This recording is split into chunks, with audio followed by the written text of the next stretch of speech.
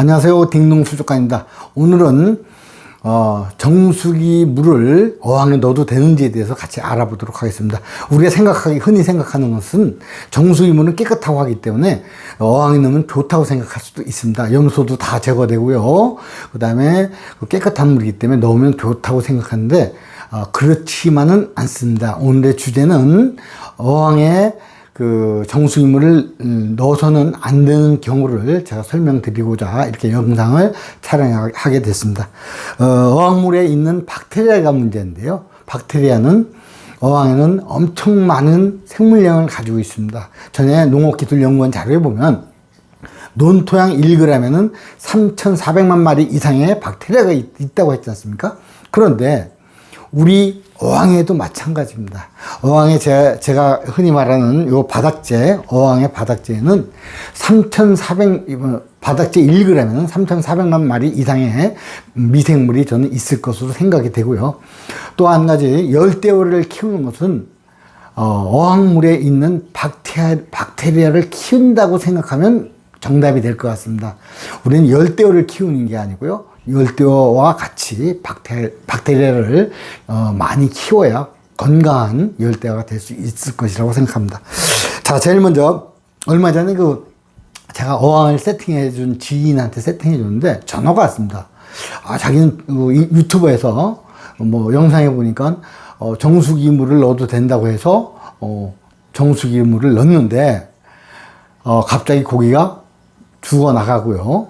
그 다음에 백탁이 왔답니다. 물이 하얗게 되었답니다. 그래서 제가 빨리 일반 물로, 수돗물로, 급하니까 수돗물로 가르라고 했습니다. 수돗물은 제가 세팅하는 어항에는 특수한 재료가 있기 때문에 수돗물로 바로 갈아도 큰 문제가 없지 않다고 했지 않습니까? 그래서 수돗물로 다시 2번 정도 갈아주라고 했습니다. 그래 바로 갈아서 지금 안정화가 됐다고 어제 연락을 받았습니다. 자, 그분은 정수기물을 넣었는데 뭐가 문제인가를 잘 이해를 못했었습니다. 그래서 오늘은 거기에 대해서 같이 알아보도록 하겠습니다. 네, 그러면 정수기에 대해서 알아보도록 하겠습니다. 정수기는 역삼투압 방식, 중공삼압 방식, 전기분해 방식, 이렇게 크게 3가지로 나눈다고 합니다. 그런데 역삼투압 방식은 바닷물을 걸릴 때 쓰는 거랍니다. 그것은 이제 중공 사막과 같은 데서 바닷물을 걸러서 그것을 식수로 쓰기 위해서는 역삼투압 방식을 쓰는데요. 이거는 미네랄 성분까지 다 걸러내기 때문에 사람한테는 별로 좋은 물은 아니라고 합니다. 그 다음에 물론 이거는 불순물은 100% 제거하는 거죠. 그래서 이제 상당히 사람한테는 그렇게 좋은 방법은 아니라 하고요. 우리가 가정에서 많이 쓰는 게 중공삼압 방식입니다. 중공삼압 방식은 미네랄은 다 남기고 유해 물질 대부분을 제거하는 게 중공삼압 방식입니다. 그래서 필터링을 하는 게 있고요. 그 다음에 전기 분해 방식이 있습니다. 전기 분해 방식은 미네랄이나 유해 성분은 남기고 중금속 또 이런 걸 제거하고 그 다음에 수소가 함유되어 있답니다. 그래서 아마 수소 함유 정수기에서 판매하는 것도 있을 겁니다. 어쨌든 이렇게 큰 3가지 방식으로 정수를 하고요. 다음은 우리가 중공삼압 방식, 우리가 가정에서 흔히 쓰는 거죠. 거기에 대해서 알아보도록 하겠습니다. 제일 먼저 요게 세디멘트 필터입니다. 세디멘트 필터는 비교적 큰 모래나 먼지 이런 것 이게 걸르는 역할을 하죠. 그런 것을 걸러내는 데는 요 제일 1단계로 들어갑니다. 2번째 단계로 들어가는 게 프리카본 필터입니다. 네, 여기 프리카본 필터. 이게 2번째로 들어갑니다. 그래서 요거는 이제 유기화합 물질 이런 걸 흡착하는데 요 필터가 사용되고요. 3번째가 UF 멤브레인 필터입니다. UF 멤브레인 필터인데요. 요것은 물이 탁해지는 원인을 제거하는 그런 역할을 한다고 합니다. 그래서 여기 3번째로 들어가고요. 마지막 들어가는 게 포스트 카본 필터입니다. 포스트 카본 필터인데요. 이것은 세균 번식을 억제하고요. 가스 성분, 냄새 성분, 잔류 염수 등을 제거하는 데 쓰고 있습니다. 그런데 여기에는 은 성분이 코팅이 되어 있답니다. 은 성분. 그래서 우리가 은 나노 뭐 성분해서 뭐 항균 뭐 할 때도 그런 그 기구도 많이 쓰지 않습니까?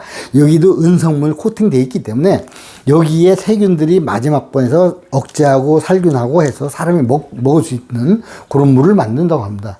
그런데 문제는 바로 우리 어항에 썼을 때입니다. 우리 사람이 먹을 때는 큰 문제가 없지만은 어항에 썼을 때 어항에 은성분이 들어가게 되면 세균들을 다 죽일 수가 있습니다. 그래서 정수기물을 잘못 쓰게 되면 백탁이 오고 또 물고기도 열대어도 죽을 수가 있습니다. 그래서 반드시 우리는 그 정수기물은 안 쓰는 것이 전 좋다고 생각을 합니다. 하루 정도 받아놨다가요, 그 물로 염소를 날려보내고 그 물로 쓰는 게 좋다고 생각하고요.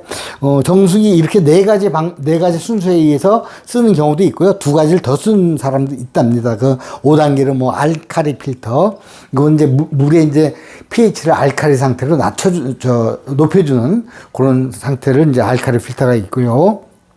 그 다음에 6단계 TCL 필터가 있습니다.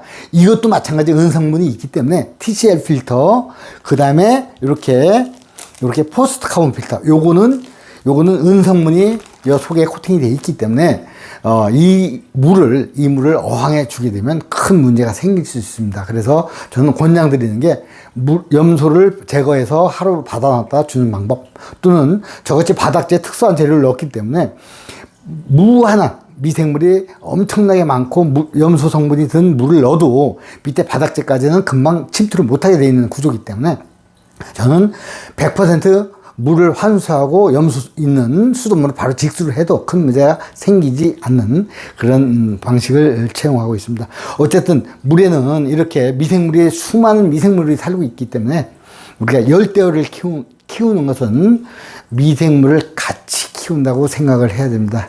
우리 사람도요, 미생물이 없다면 살 수가 없다고 합니다. 마찬가지입니다. 우리 열대어도 미생물을 같이 키우고 같이 그런 환경을 조성해야 미생물이 역할에서 같이 기량작용, 뭐 이런 기량작용이죠. 기량작용 이런 거에 의해서 열대어도 건강하게 클 수가 있습니다. 오늘은 정수기물을 어항에 넣을 수 있는지에 대해서 알아보았고요. 다음에는 더 좋은 영상으로 찾아뵙도록 하겠습니다. 예, 안녕히 계십시오. 감사합니다.